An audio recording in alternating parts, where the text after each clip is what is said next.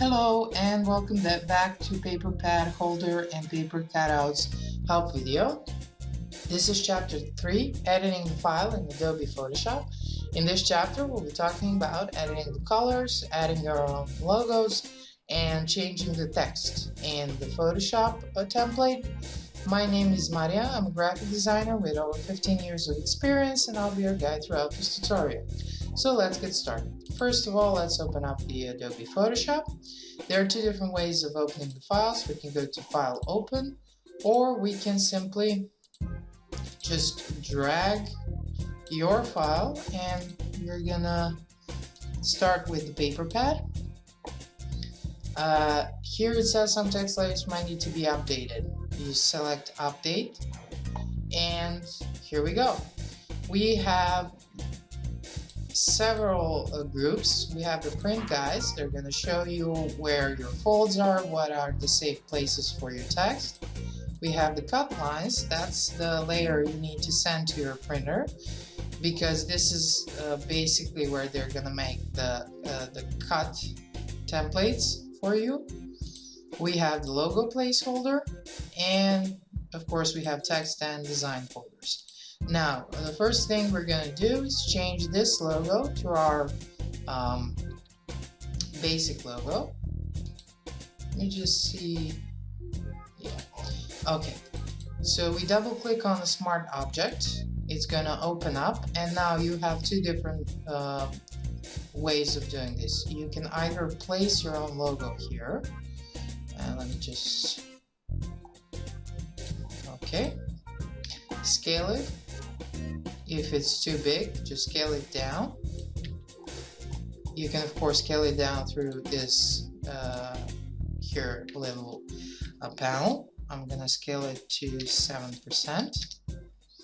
I'm just gonna turn off the bottom layer, save it, and once I go back, voila, we have our logo set up.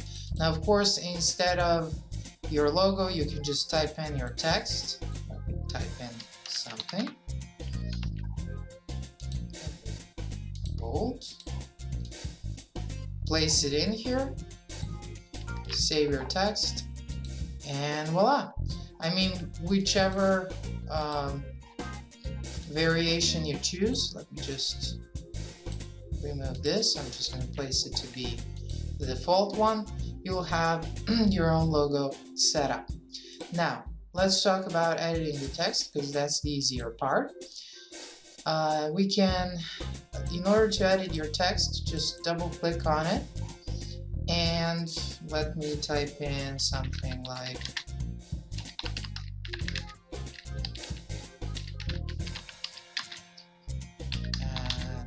tutorials. I'm gonna add this little 3. Then I'm gonna select all, go to Control A, select all, copy, Control C, and I'm just gonna copy it until it starts cutting off.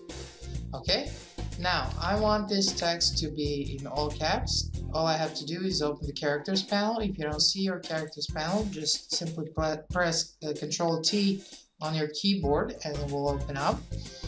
And I'm gonna place here to be all caps. Of course, you can change your, like in any other Adobe application, you can change your fonts here if you want to work with a different font. Let's say it's Scribble. You can change the style here, whether it's bold, italic, etc., etc. We can change the tracking, which basically means the distance between these between two letters. So if you move the tracking up, the distance between each letter is higher. You can move it down, it's smaller, etc., etc. Okay, that was the basic editing of the text. Of course, you can also select the text. Just press T on your keyboard, and once you hover over the text, you can select it and change it and type your own text here. That's editing the text. It's quite simple. And now let's talk about editing the colors. There are 3 different shades of blue in this template, and they're always three different colors here. So let's start with, instead of blue, we want to make it green. So I'm going to create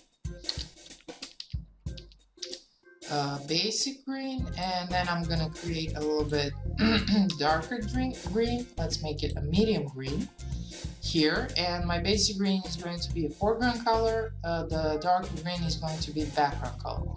And now all I have to do is go through design, just open up all the layers and simply change the colors with the colors you want. You have two different options.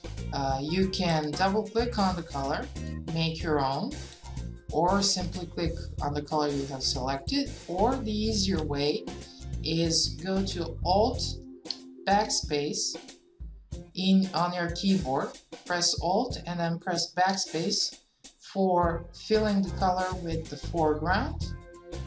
And I'm going to do it again here, Alt Backspace, and here I have another blue, Alt Backspace. And now I'm gonna fill the medium green, which is now the background color, with Control Backspace.